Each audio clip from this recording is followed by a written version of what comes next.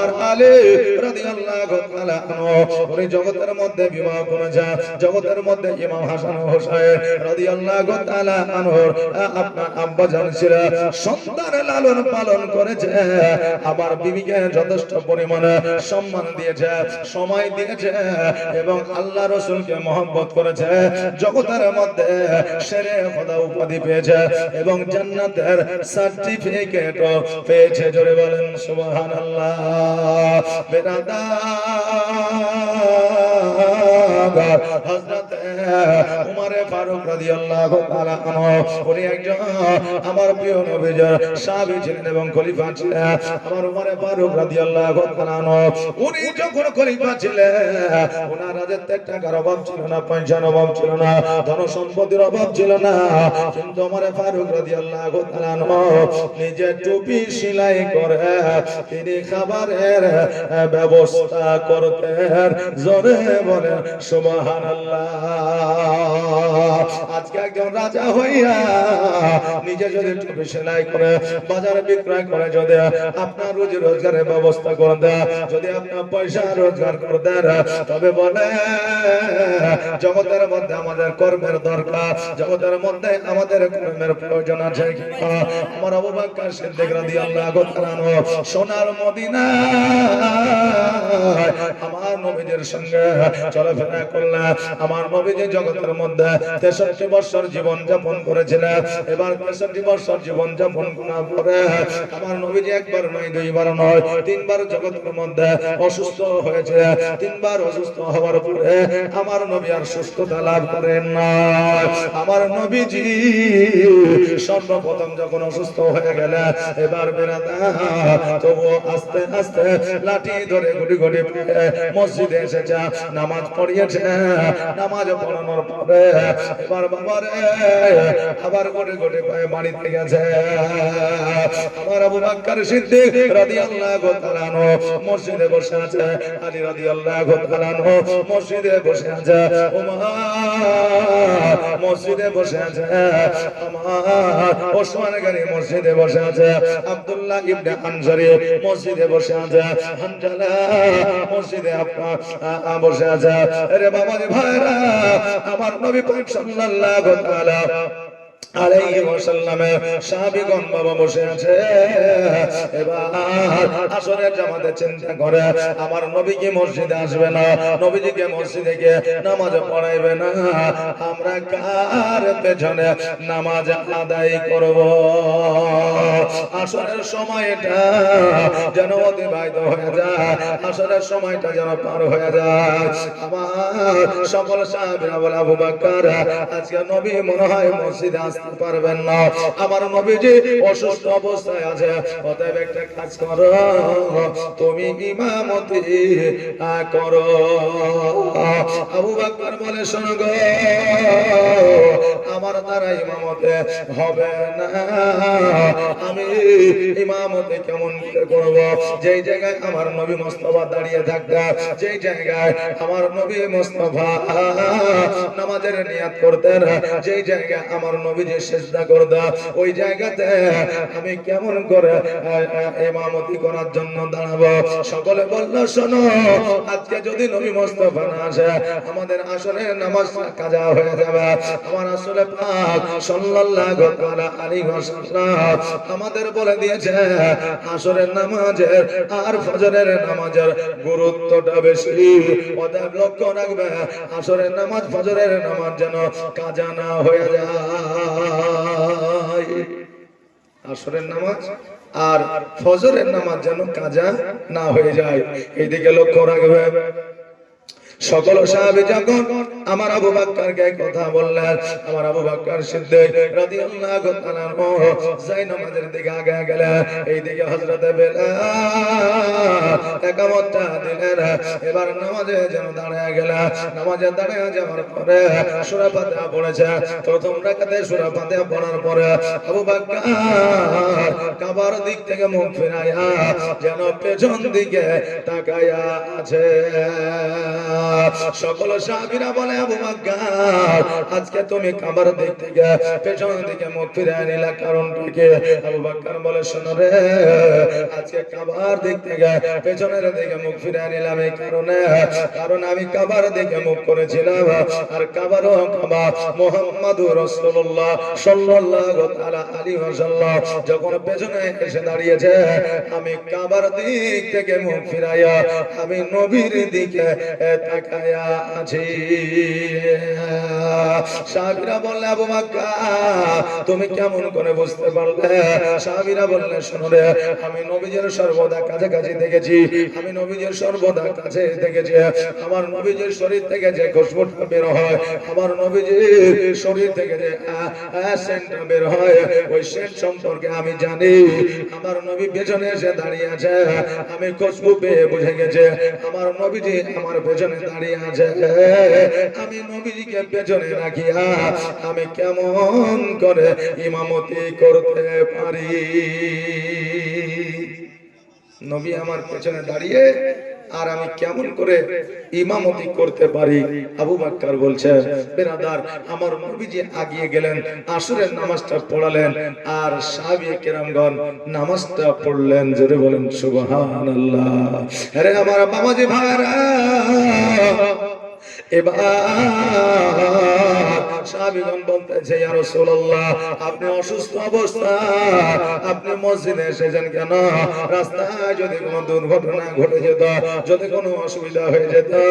আমার নবী বলে, সাহাবীরা, আমি আমার বিবি আয়েশা সিদ্দিকা রাদিয়াল্লাহু তাআলা আনহাকে সঙ্গে করে নিয়ে এসেছি। আমি নামাজ পড়ানোর জন্য আসি নাই, আমি একটা জিনিস লক্ষ্য করার জন্য এসেছি।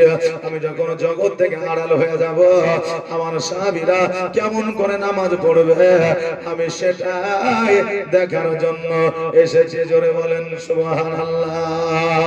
আল্লাহুম্মা মুহাম্মাদ।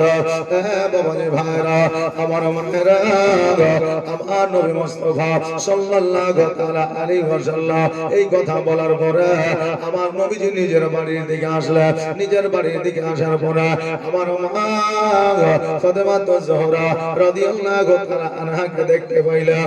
আমার ফাতেমা আমার নবীজির সঙ্গে কথাবার্তা বলতেছে, আমার নবীজি যেন শুয়ে আছে। এমন অবস্থা একজন রাবী বাইরে থেকে বলতেছে, কে আছো গো? সালাম খানা দিয়ে যা। নবী আমার সালামের উত্তর দিলেন, বলতেছে, আমি বাইরে থেকে আমি একজন রাবী এসেছি, আমি একজন বিদেশি এসেছি আপনার সঙ্গে দেখা করার জন্য। নবীজি আমার বললেন, শোনো, আমি এখন অসুস্থ, আমি বিছানায় শুয়ে আছি। আমার মা ফাতেমা রাদিয়াল্লাহু তাআলা উনি বললেন, আজকে আপনি ফিরে যান, আমার আব্বা যখন সুস্থ হবে আবার আপনি আসবেন, আমার আব্বা জানের সঙ্গে দেখা সাক্ষাৎ করে নেবেন।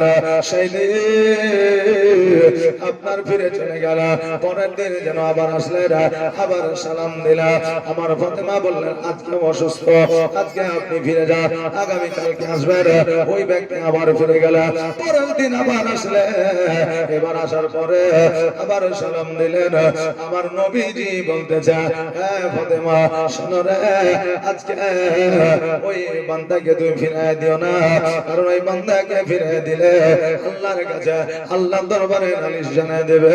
আমি অনেকবার নবীর কাছে গিয়েছিলাম, আমাকে ফিরাই দিয়েছিল, অতএব তুমি আড়াল হয়ে যাও, তুমি পর্দায় চলে যাও, আর ওই বান্দাকে আমার কাছে পাঠিয়ে দাও। কি কথা বলবে আমি একবার শুনবো। ফাতেমা রাদিয়াল্লাহু তাআলা উনি যেন বাবা আড়াল হয়ে গেলেন। এইদিকে ওই বান্দা আমার নবীর কাছে গেলেন, সালাম দিলেন, আর সালাম দেওয়ার পরে বললেন, ইয়া রাসূলুল্লাহ ইয়া হাবিবাল্লাহ নবী গো আল্লাহ আপনাকে ডেকেছে আপনি যদি রাজি থাকেন আপনি আপনাকে আমি নিয়ে যাব আর যদি আপনি রাজি না থাকেন আপনাকে নিয়ে যাব না আল্লাহ পারমিশন আপনার কাছ থেকে নিতে বলেছে নবী আমার বলে শোনো ও ইসরাইল শোনো রে তুমি যখন বাইরে থেকে সালাম দিয়েছো আমি নবী জানতে পেরেছি বুঝতে পেরেছি তুমি ইসরাইল আলাইহিস সালাম আমার কাছে এসেছো আমাকে কিছু বলবে আমি সেটা বুঝতে পেরেছি কিন্তু আমার মা ফাতেমা বুঝতে পারে না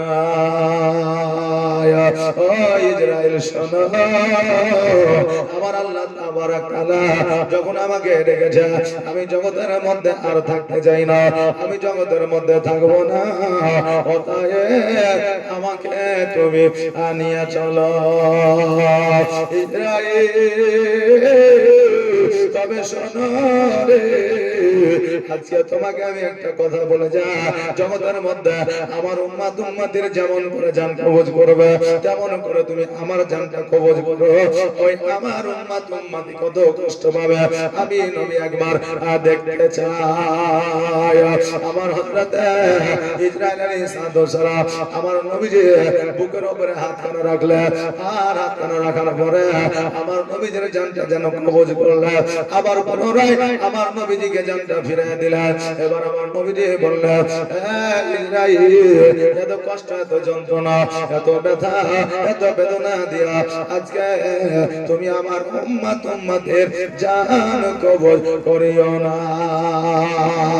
ইসরাইল আজকে তুমি যখন আমার বুকের উপরে হাতটা রেখে দিলা মনে হলো সারা পৃথিবীর পাহাড়টা যেন আমার বুকের উপরে চেপে গেল ইসরাইল শোনো আজকে যদি এইভাবে আমার উম্মতের জানখানাকে তুমি কবজ করো আমার উম্মতি সহ্য করতে পারবে না ইসরাইল বললে ইয়া রাসূলুল্লাহ ইয়া হাবিবাল্লাহ নবী গো আজকে আপনার উম্মতি যদি ভালো কাজ করে যদি ভালো পথের প্রতীক হয় যদি মুমিন মুত্তাকিন সালেহ হয় তাদের কোনো ভাবে জানটা কবজ করা হবে জগতের মধ্যে শিশু যখন আপনার মায়ের দুগ্ধ পান করতে করতে ঘুমায় যায় আপনি জানো ওই ব্যক্তি ওইভাবে মৃত্যুবরণ করবে সে জানতেও পারবে না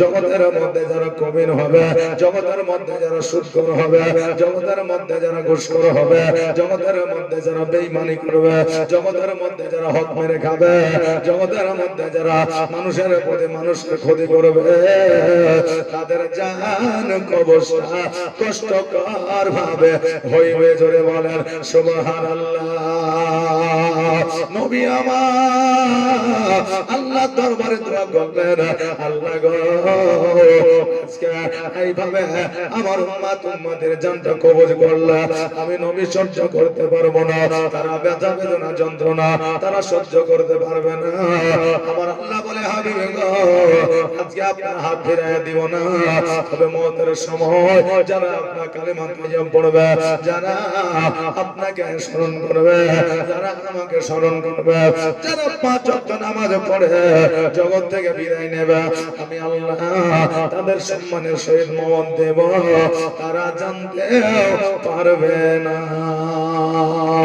এই বলে আমার নবীজি বলে ইসরাইল আর দেরি নয় আমার জলদি করে আমার জান কাকে নিয়ে যাও আমি আর জগতের মধ্যে থাকতে চাই না আমার নবীজির জান প্রাণখানে গেল তিনি ঊর্ধ্ব গমনে গেলে আল্লাহ তাবারাক বলে আল্লাহ গো আজকে নবীজির জান প্রাণ নিয়ে এসেছি আজকে নবীজির জান প্রাণ কানাকে কোথায় রাখবো আল্লাহ বলে শোনো রে আমি বান্দা বান্দীদের জানকে ইল্লিন বা সিজ্জিনে রাখবো, কিন্তু নবীজির জানখানাকে প্রাণখানাকে সেই জায়গায় রাখবো না। তবে একটা কাজ করো, ওই জান্নাতে নিয়ে গিয়ে রেখে দাও। হযরতে ইসরাইল আলাইহিস সালাম বলে, আল্লাহ গো, আমার নবী যখন মেরাজে এসেছিল তখন জুতো পরিধান করে আজকে জান্নাতে প্রবেশ করেছিল। আজকে নবীজির জানখানা প্রাণখানাকে যদি জান্নাতের মধ্যে রাখা হয়, আজকে নবীজির অসম্মান করা হবে। আল্লাহ গো, ওই জায়গায় হয়তো রাখা যাবে না। আমার আল্লাহ তাবারক তাআলা বলে, শোনো ও ইসরাইল, তবে আমার নবীর জানখানাকে যেই জায়গা থেকে নিয়ে এসেছো, আমার নবীজির জানখানাকে যেখান থেকে নিয়ে এসেছো, ওই জায়গাতে পুনরায় তুমি ফিরাইয়া দাও, ওই জায়গাতে রেখে আসো, সব চাইতে সুরক্ষিত থাকবে। প্রাণ পাখি যাদের উড়ে গেল, আবারও যদি পুনরায় তাদেরকে প্রাণ পাখি ফিরাইয়া দাও, তারা জিন্দা নাকি মুর্দা? তারা বাবা জিন্দা। আমার নবী মুস্তাফা সাল্লাল্লাহু তাআলা আলাইহি ওয়াসাল্লাম জিন্দা। এখনো সোনার মদিনায় উম্মত উম্মতের জন্য কান্দে। কাল কিয়ামত পর্যন্ত আমার নবী উম্মত উম্মতের জন্য কাঁদবে। জোরে বলেন সুবহানাল্লাহ। আহলে সুন্নাত ওয়াল জামাতের মতে আমার নবী জিন্দা, আমার নবী জিন্দা, আমার নবী জিন্দা। বাবাজি ভাইরা, ওই নবী মুস্তাফা সাল্লাল্লাহু তাআলা আলাইহি ওয়াসাল্লাম ইহ জগৎ ছেড়ে পর জগৎ গমন করলেন। নবী আমার জগৎ থেকে আড়াল হইলেন। সকল সাহাবীরা আমার নবীর জন্য যেন কেঁদে কেঁদে পাগল হয়ে গেলেন। আমার নবী মুস্তাফা সাল্লাল্লাহু তাআলা আলাইহি ওয়াসাল্লামের দাফন কাফনের ব্যবস্থা করলেন। তবে বাবা, আমার নবীজিকে যখন কবরে নামাইতেছিল, হযরতে আলী রাদিয়াল্লাহু তাআলা বর্ণনা দিয়েছেন, আমার নবী মুস্তাফা সাল্লাল্লাহু তাআলা আলাইহি ওয়াসাল্লাম যেন মুখটাকে আপনার নড়াইতেছিল, কাফনটা যেন নড়তেছিল। আমি আলী যখন নবীজি আপনার মুখের কাছে আমার কানটা লাগাইলাম, আমি শুনতে পাইলাম নবী আমার ইয়া হাবলি উম্মতি উম্মতি যেন বলতেছে। জোরে বলা সুবহানাল্লাহ। আর জীবনের অন্তিম কালে আজরাইল আসিয়া সোনার জীবন যাবে রে লইয়া, সোনার জীবন যাবে রে লইয়া। জীবনের অন্তিম কালে আজরাইল আসিয়া সোনার জীবন যাবে রে লইয়া, সোনার জীবন যাবে রে লইয়া। এত যতনে যারে তুমি ঘরেতে রাখিলি, যাহার লাগি দুঃখ কষ্ট কতই না সহিলে, এত যতনে যারে তুমি ঘরেতে রাখিলে, যাহার লাগি দুঃখ কষ্ট কতই না সহিলে। আর আজ তোমারে ফাঁকি দিয়া, আজ তোমারে ফাঁকি দিয়া গেল রে ওরিয়া, সোনার জীবন যাবে রে লইয়া, সোনার জীবন যাবে রে লইয়া। জীবনের অন্তিম কালে আজরাইল আসিয়া সোনার জীবন যাবে রে লইয়া কবর তোমার মাটির ঘর মাটির বিছানি চতুর্দিকে মাটি তোমার বাঁশেরি ছাউনি কবর তোমার মাটির ঘর মাটির বিছানি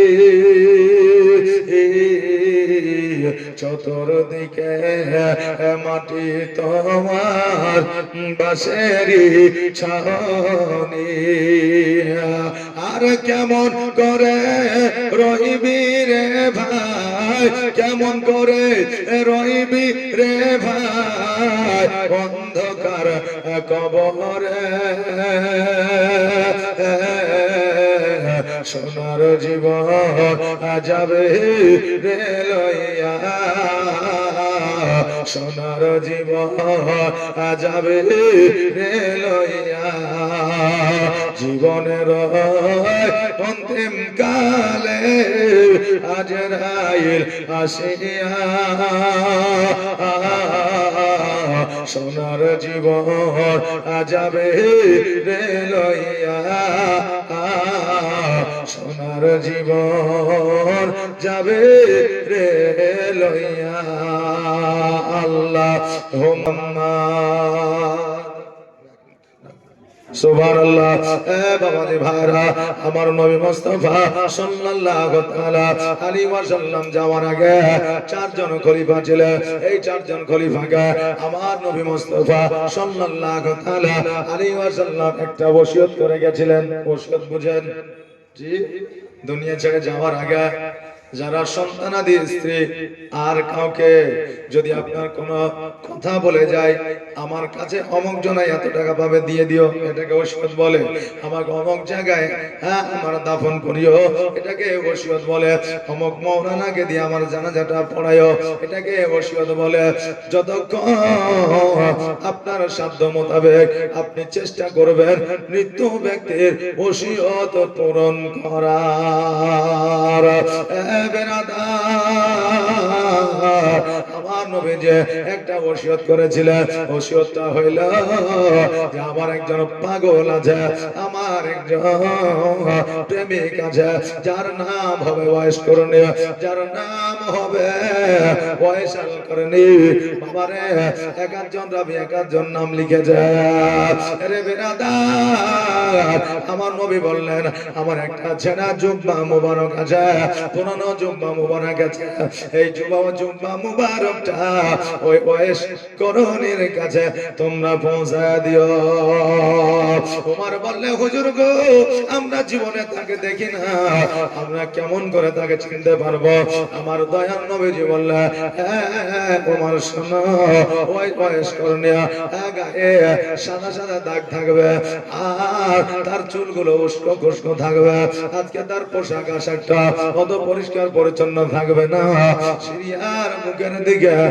সে জঙ্গলের মধ্যে ঘোরাফেরা করবে ওমরে ফারুক তুমি আর হযরত আলী আর ওসমান গনে তোমরা তিনজনে ওই ওসিয়তটা পূরণ করে আসিও আবু বকর বলে হুজুর গো আজকে তিনজন সাহাবী যাবে আমার নাম কেন আপনি বললেন না আমার দয়ার নবী বলে আবু বকর শোনো এই জুব্বা মুবারকটা এই ওসিয়তটা যেই দিন ওয়াইস করণীর বাড়িতে পৌঁছাবে সেই দিনে তুমি এই জগতে হায়াতে থাকবে না আমার নবী ভবিষ্যৎবাণী দেন বলা হ্যাঁ বাবাজি ভাইরা আজকে নবী মুস্তাফা সাল্লাল্লাহু তাআলা আলাইহি ওয়াসাল্লাম ইলমে গায়েব যদি না জানলা আমার নবীজি ভবিষ্যৎবাণী যদি না জানলে আমার আবু বকর সিদ্দিক রাদিয়াল্লাহু তাআলা আনহুকে কেমন করে বলেছিলেন যে তুমি 2 বছর জগতের মধ্যে খেলাফত প্রাপ্ত হবে 2 2 বছর পরে ইহজগৎ ছেড়ে পরজগৎ গমন করবে। আমার মা ফাতেমা রাদিয়াল্লাহু তাআলা আনহাকে আপনার বলেছিলেন যে আমার ইন্তেকালের পরে তুমি 6 মাস জগতের মধ্যে বেঁচে থাকবে। এখান থেকে বোঝা যায় আমার নবী ইলমুল গায়ব। জোরে বলে সুবহানাল্লাহ। আল্লাহুম্মা সাল্লি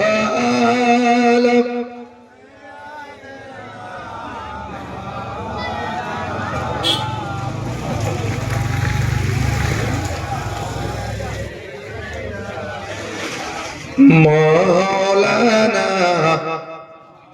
মোহাম্মদ।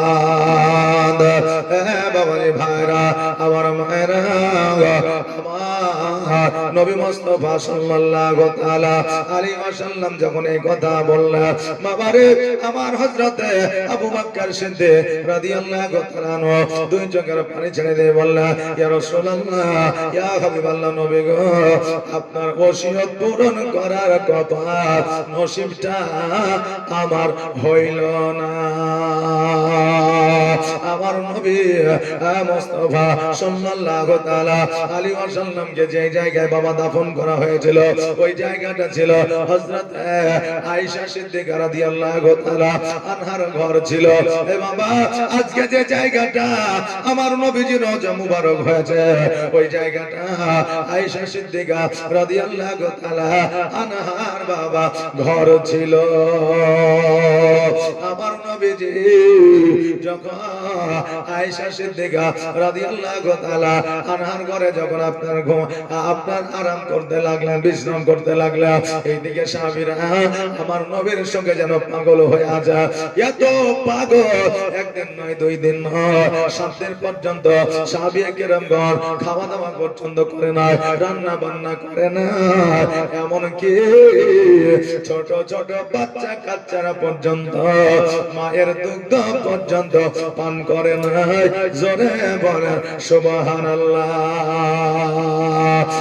বাবারে ভাইরা, এবার হঠাৎ করে হযরত বেলাল রাদিয়াল্লাহু তাআলা আবু বকরের কাছে আসলে, আসার পরে বলে, আবু বকর শোনো, আমি বেলাল, আমি সহ্য করতে পারি না। আমার নবী এই মদিনার মরুভূমিতে হেঁটে যায়, আমি ওই মদিনার মরুভূমি দিয়ে যখন হাঁটে আমার নবীকে মনে পড়ে যায়। আমি যখন মসজিদের দিকে যাই আমার নবীকে মনে পড়ে যায়। আমি আজান কেমন করে দিব? আমি আজান এই জন্য দিই না যে আমার নবীর কথা মনে পড়ে যায়। আমার দ্বারা আজান দেওয়া সম্ভব হবে না। শুধু আজান দেওয়া বলে না, আজকে আমি আর মদিনায় থাকবো না। কেননা আজকে মদিনায় থাকলে আজকে শুধু নবীর কথা মনে পড়ে আর আমার বুকটা যেন ফেটে যায়। আবু বকর বলে, শোনো রে, আজকে এই জায়গাতে আমার নবী চলাফেরা করে যায়। আজকে মদিনাটা হলো সোনার দেশ, আজকে মদিনা ছেড়ে দিয়ে কোথায় যাইবা?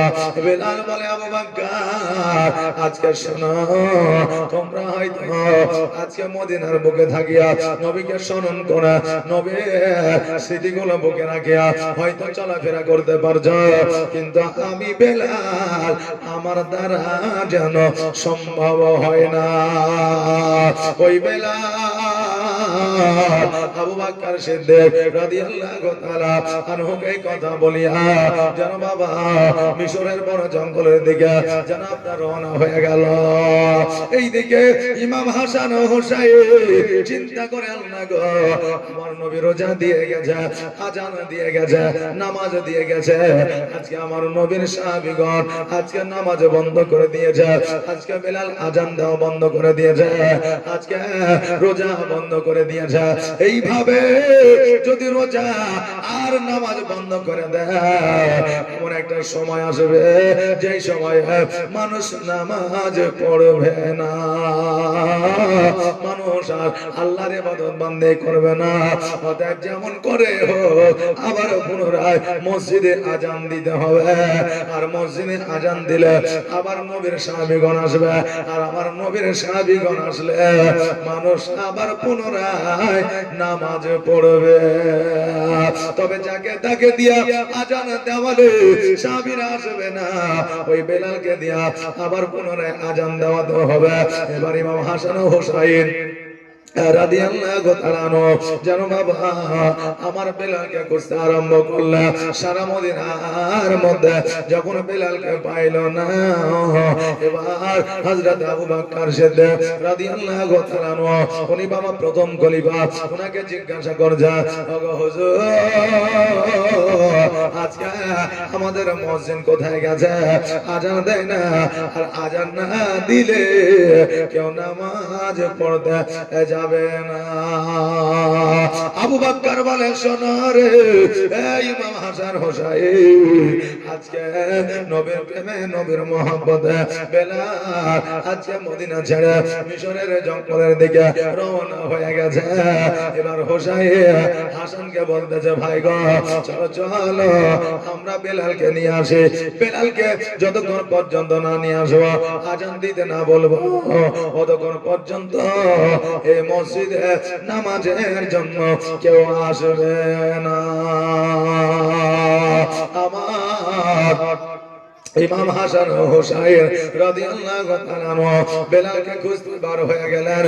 এবার বড় জঙ্গল দিয়া খুঁজতে খুঁজতে যেন চলে যাচ্ছে, হঠাৎ করে একটা কালেমার আওয়াজ যেন কানে ভেসে আসে, লা ইলাহা ইল্লাল্লাহু মুহাম্মাদুর রাসূলুল্লাহ সাল্লাল্লাহু তাআলা আলাইহি ওয়াসাল্লাম আওয়াজ আসছে।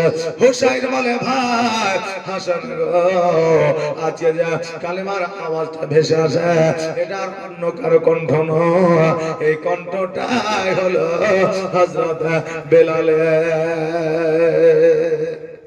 এই কণ্ঠটা হযরত বেলালের। আর বেলালকে খোঁজাখুঁজি করতে হবে না। এবার বাবাজি ভাইরা ইমাম হাসান ও হোসাইন রাদিয়াল্লাহু তাআলা জঙ্গলের মধ্যে চলে গেলে, যাওয়ার পরে দেখছে হ্যাঁ ওইটা বেলাল বসে আছে, দুই চোখের পানি ছেড়ে দিয়ে আমার নবীর কালেমা পড়তে আছে। হোসাইন দুই চোখের পানি ছেড়ে দিয়ে বলে, বেলাল তুমি নবীকে মহব্বত করো, আমরাও নবীকে মহব্বত করে, তবে আমার নবী যে কথা বলে গেছে, আমার নবী যেই পথ দেখিয়ে গেছে ওই পথের প্রতীক হইতে হবে। নবীর প্রেমে পাগল হয়ে যাইয়া, নবীর সঙ্গে পাগল হয়ে যাইয়া সব ইবাদত বান্দেগি ছেড়ে দিলে হবে না। বেলাল চলো চলো আবার পুনরায় মদিনাতে চলো, তুমি আজান দেবে, আর তুমি আজান দিলে আবার পুনরায় সাহাবীরা নামাজ পড়তে আসবে। আমার নবী যে পথটা দিয়েছে সেই পথটাকে আঁকড়ে ধরবে। বেলাল বলে, হোসাইন আমার মনে হয় আর আজান দেওয়া হবে না, এই জন্য আজান দেওয়া হবে না। আজান দিতে গেলে আমার নবীকে আমি দেখতে পাবো না, আর আমার নবীকে যদি আমি দেখতে না পাই তবে আমার দ্বারা আজান হবে না। হোসেন বলল, বেলা আজকে তুমি কার সম্মুখে এইরকম কথা বলতেছ? তুমি কি খোঁজ খবর নিয়েছ? আজকে আমার নবীর কথা কি তোমার মনে না? আজকে আমার নবী মুস্তাফা বলে গিয়েছে, যারা নবীকে ভালোবাসবে তারা যেন ইমাম হাসান ও হোসেনকে ভালোবাসে, যারা নবীকে ভালোবাসবে তারা যেন আওলাদের রাসূলকে ভালোবাসে, যারা ইমাম হাসান হোসেনকে ভালোবাসলো তারা যেন আমাকে ভালোবাসলো, যারা আওলাদের রাসূলকে ভালোবাসলো তারা যেন আমাকে ভালোবাসলো। বেলাল এই কথাটা কি তুমি শোনো না? বেলাল বলল, শুনেছি, কিন্তু আমি যে আজান দিতে পারবো না এটাও আমি বুঝতে পারছি। হোসেন বলে, বেলাল আজকে আমি হোসেন তোমাকে যখন অর্ডার করেছে, তোমাকে যখন আদেশ করেছে, তোমাকে শুনতে হবে। ও বেলাল আর দেরি নয়, দেরি নয়, জলদি করে তুমি মদিনার পথে রওনা হয়ে যায়। হোসাইনের কথা আমার বেলাল অমান্য করতে পারলেন না, এই জন্য অমান্য করতে পারলেন না কারণ আমার নবী নিজেই বলে দিয়েছে হোসাইনের কথা যারা অমান্য করবে আমি নবী আমাকে তারা অমান্য করবে। জোরে বলে সুবহানাল্লাহ। এ বাবাজি ভাইরা, আমার বেলাল রাদিয়াল্লাহু তাআলা আনহু হোসাইন আর হাসানের সঙ্গে যেন চলতে আরম্ভ করলেন। এবার মদিনার মধ্যে পৌঁছে গেলেন। বেলাল ওযু বানাইল, ওযু বানানোর পরে মিম্বারের উপরে উঠে গেল। এখন বেরাদার মসজিদে মাইকের অভাব না, চারদিকে চারটা মায়ে আজান হয়, কিন্তু মুসল্লি মসজিদে হয় না। আজান প্রত্যেকের ঘরে ঘরে পৌঁছায়া যায়। এখন আজান সবার ঘরে পৌঁছায়, কিন্তু মুসল্লি মসজিদে পৌঁছায় না। আগের আজান সবার ঘরে পৌঁছাতো না, কিন্তু সবার ঘর থেকে মুসল্লি মসজিদে পৌঁছায়া যাইতো। জোরে বলেন সুবহানাল্লাহ। বাবাজি ভাইরা, আজকে আমাদের নামাজের কম্পিটিশন নয়, আজকে আমাদের রোজার কম্পিটিশন নয়, আজকে আমাদের বর্তমানে আজানের কম্পিটিশন আছে। এই মসজিদে দুইটা মাইক লাগিয়েছে, চল আমরা আমাদের মসজিদে চারটা মাইক লাগাবো। অনেক জায়গা আছে না নাই, চারটা মাইক লাগাবো। কম্পিটিশন আজানে হয়, নামাজে হয় না। এই কম্পিটিশন তারাই করে যারা নামাজ পড়ে না। আবার অনেক মুসল্লি আছে মসজিদের আজান তার বাড়িতে যদি না পৌঁছায়, ও বলে আমি কি মসজিদে চাঁদা দিই না, আমার বাড়ির দিকে কেন মাইকের আওয়াজ আসে না? খবরদার মাইকটা আমার বাড়ির দিকে ঘুরে দিবে, আজান শুনবে কিন্তু নামাজ পড়তে যাবে না। বাবা রে, আগের যুগে মিম্বারের উপরে উঠে উঁচু জায়গায় আজান দেওয়া হতো, কারণ তখন বর্তমানের মতো মাইক ছিল না, মাইক্রোফোন ছিল না, লাউড স্পিকার ছিল না, এই জন্য মিম্বারের উপরে উঠিয়া আজান দেওয়া হতো। আমার বেলা ওযু বানায়া মিম্বারের উপরে উঠিয়া আজান শুরু করলে আল্লাহু আকবার, আল্লাহু আকবার, আল্লাহু আকবার, আল্লাহু আকবার। আজান দেওয়া বাবা শুরু করে দিলাম। আমার বেলা যখন আশহাদু আন্না মুহাম্মাদার রাসূলুল্লাহ বলেছে, অমনি যেন অজ্ঞান হয়ে আমার বেলাল পড়ে গেছে। সঙ্গে সঙ্গে হোসাইন লটাই করে পানি নিয়ে আমার বেলালের মুখে ছিটালেন। আর বেলাল কাঁদিয়া কাঁদিয়া যেন আপনার জ্ঞানটা ফিরল, চোখের পাতাটা খুলে যায়। বেলাল বলে, হোসাইন আমার দ্বারা আজান দেওয়া সম্ভব হবে না, আমি হয়তো আজান আর দিতে পারবো না। হোসাইন বলে, বেলাল আজকে আজান দিতে যাইয়া যদি তোমার প্রাণ চলে যায়, যদি তোমার জানও চলে যায়, যদি তোমার মত হয়ে যায়, তবুও তোমাকে আজকে আজান দিতে হবে। তুমি যতক্ষণ আজান না দেবে ততক্ষণ পর্যন্ত আমার নবীর সাহাবীরা নামাজ পড়ার জন্য আসবে না। নবী গো তোমার মতো এত ভালো, তোমার মতো এত ভালো কেউ তো আমায় বাসে না, তাই তো নবী আমি তোমার দিবানা, তাই তো রাসূল আমি তোমার দিবানা। তোমার মতো এত ভালো, তোমার মতো এত ভালো কেউ তো আমায় বাসে না, তাই তো নবী আমি তোমার দিবানা, তাই তো রাসূল আমি তোমার দিবানা। ও কি শুনেছি কিতাবের লেখা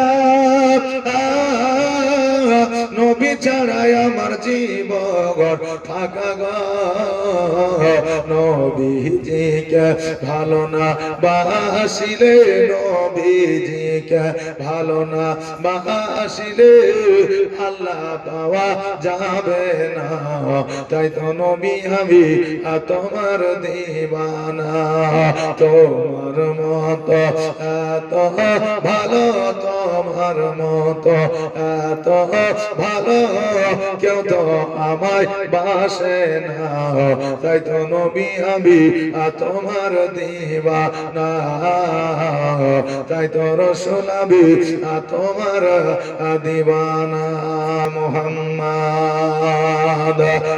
বাবাজি ভাইরা বেলাল যেন আজান দিতে যাইয়া অজ্ঞান হয়ে জমিনের মধ্যে পড়লেন দ্বিতীয়বার আবার আজান দেওয়ার জন্য বলা হলো আবার আজান শুরু করলেন আবার আশহাদু আন্না মুহাম্মাদুর রাসূলুল্লাহ যেমন পড়ে যায় আবার অজ্ঞান হয়ে জমিনের মধ্যে যেন লুটাইয়া পড়েছে হোসেন বলে বেলাল রে এইভাবে যদি অজ্ঞান হয়ে জমিনের মধ্যে পড়ে যা কেউ নামাজ পড়তে আসবে না কিয়ামত পর্যন্ত পড়বে না আজকে শোনো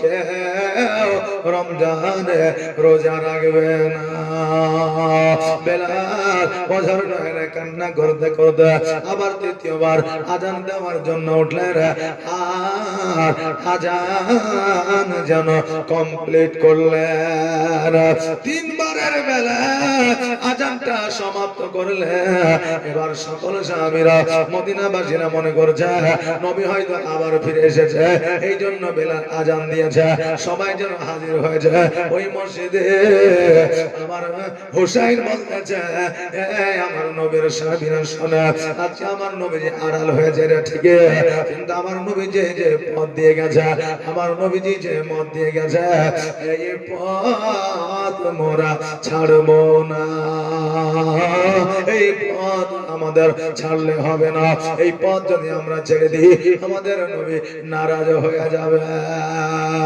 এবার সবাইকে যখন এই কথা বললেন আমার হযরত হুসাইন রাদিয়াল্লাহু তাআলা আনহু যেন বাবা কথা সবাই যেন মুগ্ধ হইলেন আমার ইমাম হুসাইনের কথায় মুগ্ধ হইয়া আমার সকল নবীজির সাহাবীরা ওযু বানায়া মসজিদে প্রবেশ করলেন এবার বলতেছে নামাজকে পড়াইবে নামাজটা তো দিন নবীজি পড়াইতেন আজকে নামাজকে পড়াবে সকল সাহাবী বললেন শোনো রে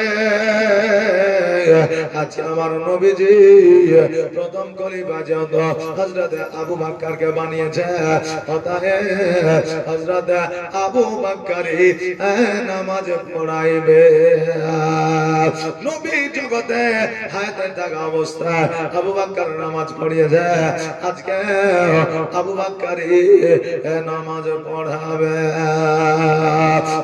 বাবাজি ভাইরা আমার মায়েরা আমার নবী মুস্তাফা সাল্লাল্লাহু তাআলা আলাইহি ওয়াসাল্লাম এই অর্ডারে আদেশ আমার আবু বকরকে মামা দিয়েছিলেন আমার হযরত আবু বকর সিদ্দিক রাদিয়াল্লাহু তাআলা আনহু যেন বাবা নামাজটা পড়াইতে আরম্ভ করলেন এবার সূরা পড়তে গিয়ে যেন থতমত খেয়ে যাচ্ছে দেখবেন ভয় করলে অনেকে সূরা ভুলে যায় ভুলে না জি থতমত খেয়ে যায় আমার আবু বকর রাদিয়াল্লাহু তাআলা উনি যেন বাবা একটু থতমত খেয়ে যাচ্ছেন এইভাবে আপনার নামাজটা কমপ্লিট করলেন সাহাবীরা বলে শোনো রে আজকে আবু বকর তুমি কোরআনে তরজমা করেছো এই আবু বকর আমার নবীজি বলেছে আর তুমি কোরআন সংকলন করেছ আবু বকর আজকে তোমার কোরআন তেলাওয়াত কেন তোতলা হয়ে গিয়েছিল থেমে থেমে কেন যাচ্ছিল আবু বকর বলে শোনো আমি একদিন নামাজে দাঁড়িয়েছিলাম আমার নবী পেছনে এসে দাঁড়িয়েছিল আর আমি নবীজিকে আগে দিয়েছিলাম নামাজ আমরা নবীজির পেছনে পড়েছিলাম, জোরে বলেন সুবহানাল্লাহ। আজকে আমার ওই চিন্তা চলে আসে, নবী হয়তো চলে আসবে, এই মনে হয় চলে আসলো, আমার নবীজিকে হয়তো দিয়ে দেব, এই চিন্তা করতে যাইয়া আমার কোরআন তেলাওয়াত চলে গেছে এবং থেমে থেমে যেন আমি তেলাওয়াত করেছি, জোরে বলেন সুবহানাল্লাহ। বাবারে মোহাম্মত কাকে বলে একবার দেখেন, এই মোহাম্মত আজকে হযরত আবু বকর সিদ্দিক রাদিয়াল্লাহু তাআলা আনহু যেন কোরআন তেলাওয়াত, যে কোরআন আমার আবু বকর